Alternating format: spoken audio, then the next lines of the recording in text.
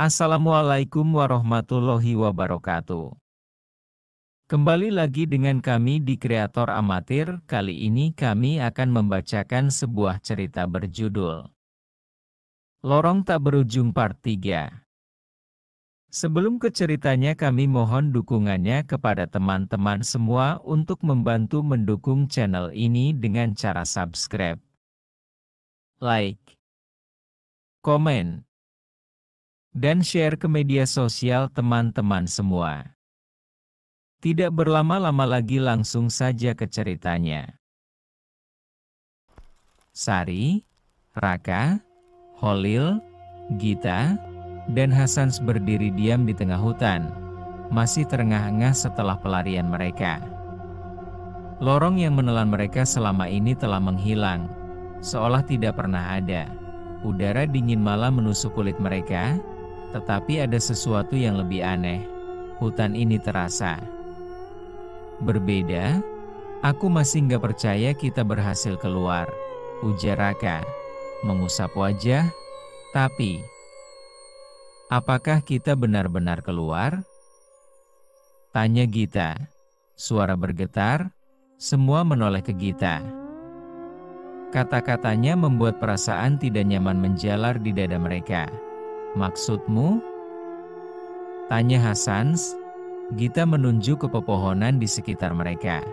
Hutan ini tidak seperti yang aku ingat, jawab Gita. Mereka mulai memperhatikan sekeliling. Memang benar, pepohonan di sekitar mereka lebih tinggi, lebih lebat, dan entah bagaimana lebih gelap. Mungkin kita keluar di tempat yang berbeda? Tanya Holil, menghela napas. Tapi sebelum ada yang bisa menjawab, sesuatu menarik perhatian mereka. Di kejauhan, terlihat sebuah desa kecil. Namun, yang membuat bulu kuduk mereka berdiri adalah suasana desa itu. Tidak ada cahaya, tidak ada suara, semuanya sunyi. Kita harus memastikan ini tempat apa, kata Sari, berbisik. Dengan hati-hati, mereka berjalan menuju desa itu. Langkah kaki mereka bergema di antara bangunan-bangunan kayu tua yang terlihat usang. Mereka akhirnya sampai di tengah desa dan menemukan sesuatu yang membuat darah mereka membeku. Di tengah desa, ada papan pengumuman kayu tua. Di atasnya, tertempel gambar wajah mereka berlima. Apa-apaan ini? Tanya Raka. Berbisik, mereka mendekat, membaca tulisan yang tertulis di bawah gambar mereka. Hilang sejak tahun 1993. Jantung Sari serasa berhenti. Tidak mungkin, ujar Sari. Tapi, itu berarti, sambung Hasans, tergagap. Gita menutup mulutnya dengan tangan, matanya dipenuhi ketakutan. Sudah 30 tahun sejak kita masuk ke lorong, tambah Gita, berbisik. Mereka saling berpandangan. Dunia yang mereka kenal sudah berubah. Atau, apakah mereka benar-benar kembali? Angin malam bertiup pelan, membawa hawa dingin yang semakin menusuk.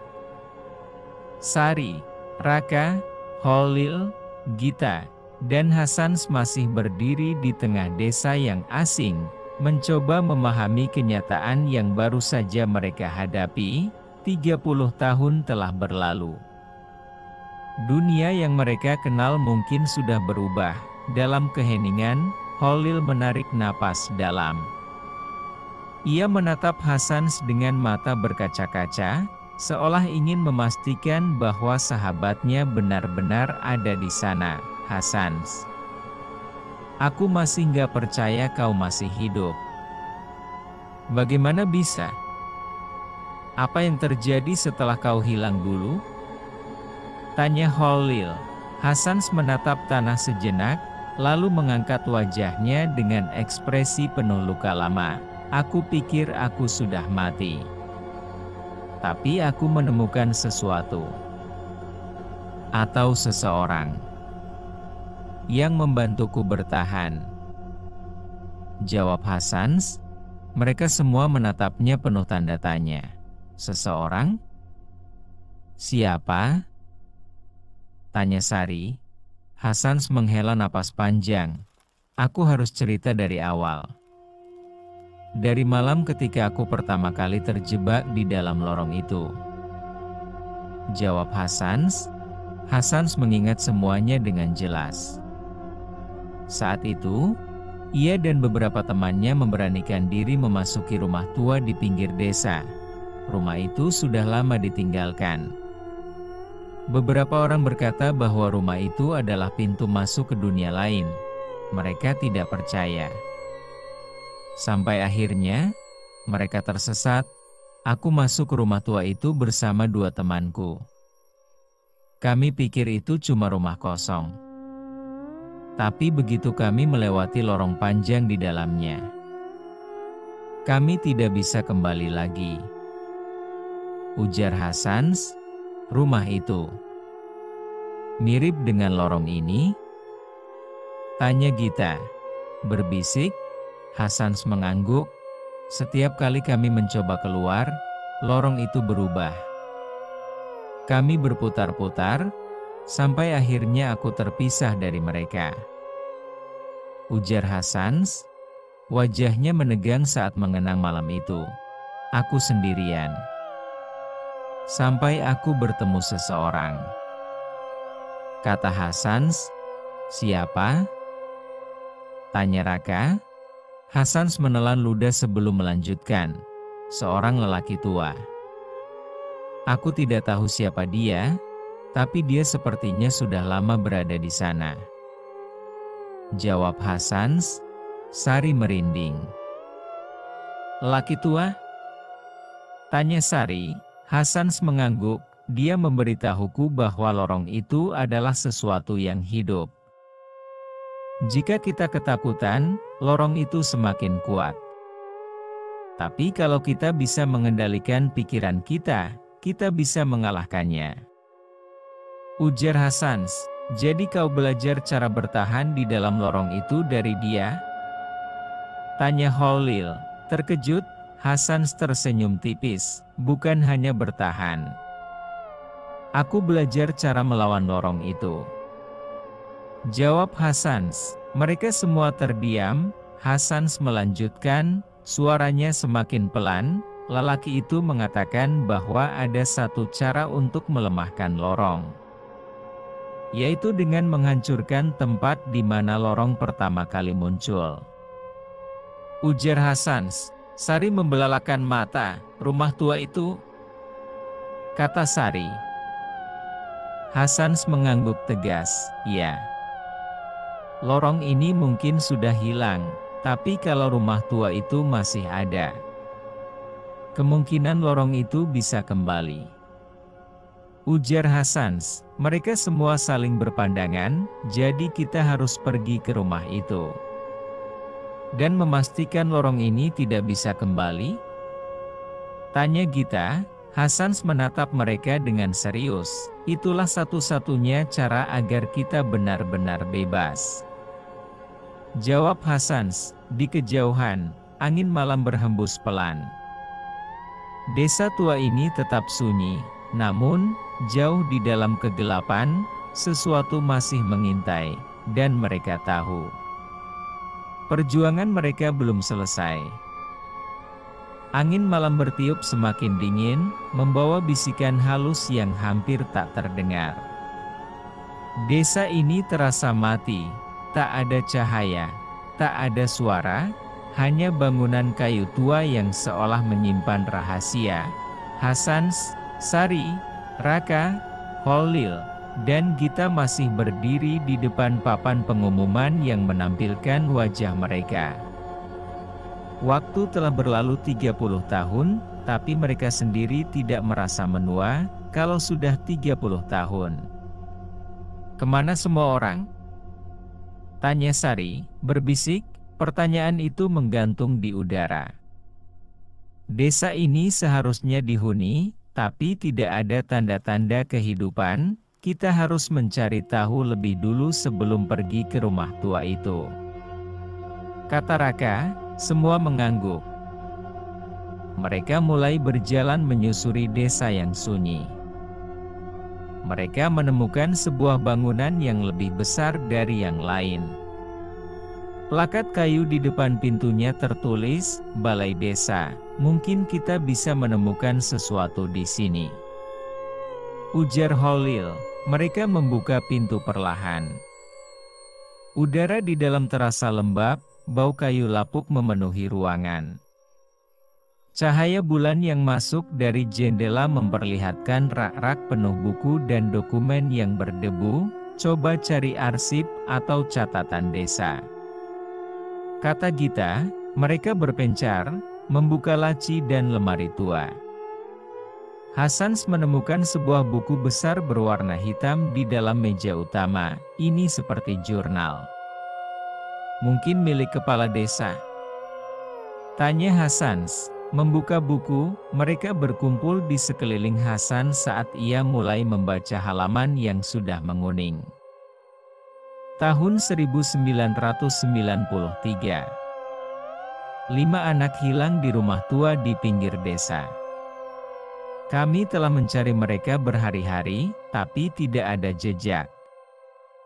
Namun, sesuatu yang lebih mengerikan terjadi, mereka menelan ludah. Setelah mereka hilang, desa mulai berubah.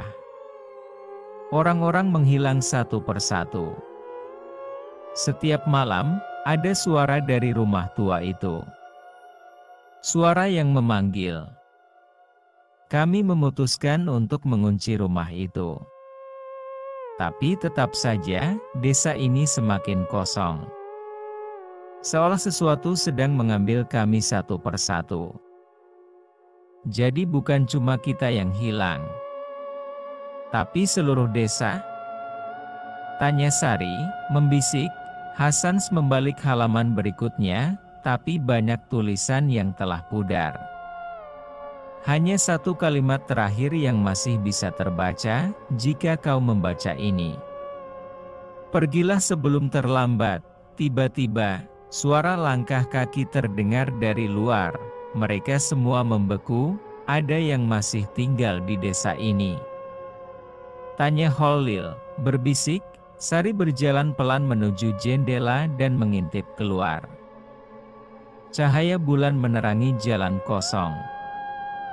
Tidak ada siapa-siapa, tapi kemudian ia melihatnya, di ujung jalan, berdiri seseorang. Sosok itu mengenakan pakaian lusuh, wajahnya tidak terlihat jelas.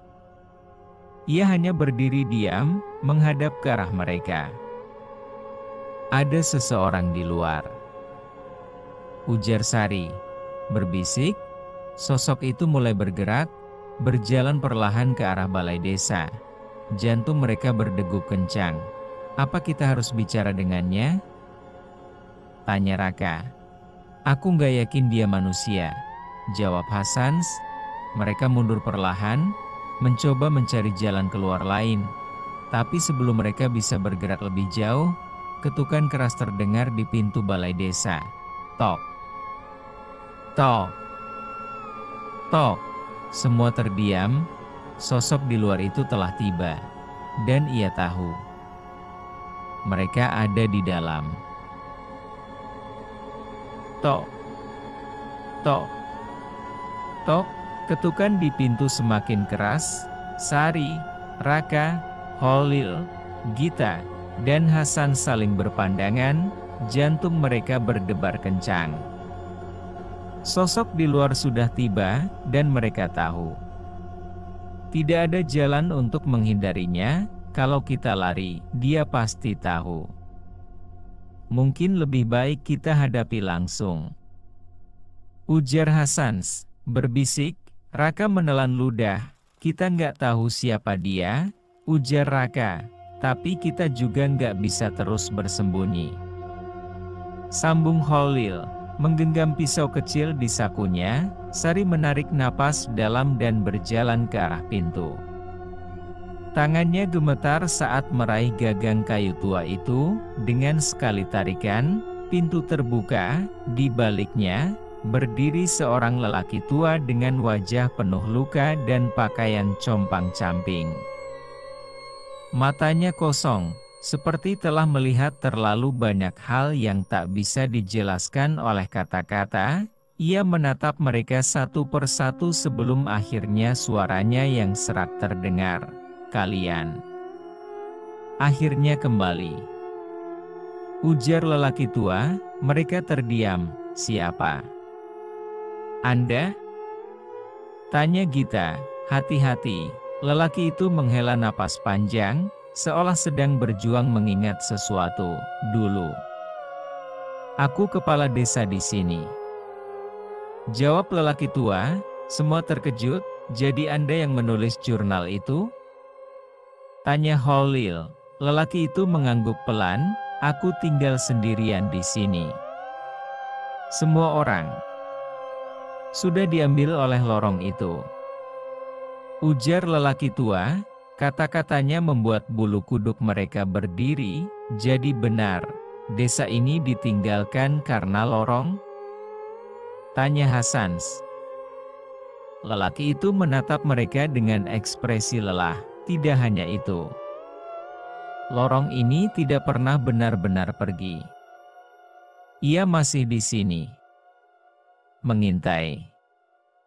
Menunggu kalian," jawab lelaki tua. Hening sejenak. Kata-kata lelaki itu menggantung di udara. "Jadi kita belum benar-benar bebas?" tanya Sari, berbisik. Lelaki itu menggeleng pelan. "Kalian adalah bagian dari lorong itu sekarang. Dan selama rumah tua itu masih berdiri, kalian tidak akan pernah benar-benar bisa keluar," ujar lelaki tua. Mereka semua menegang. "Jadi kita harus menghancurkan rumah itu?" tanya Raka. Terkejut, lelaki tua itu menatap mereka dengan mata penuh kepedihan. "Ya. Tapi kalian harus tahu, jika kalian kembali ke rumah itu, tidak ada jaminan kalian bisa keluar lagi," jawab lelaki tua. Keheningan menyelimuti mereka. Mereka telah berjuang keras untuk kembali ke dunia nyata, hanya untuk menemukan bahwa mereka masih berada dalam bahaya. Namun, mereka juga tahu satu hal, jika mereka tidak menghancurkan rumah itu, lorong akan terus mencari mangsa baru. "Kita sudah sampai sejauh ini.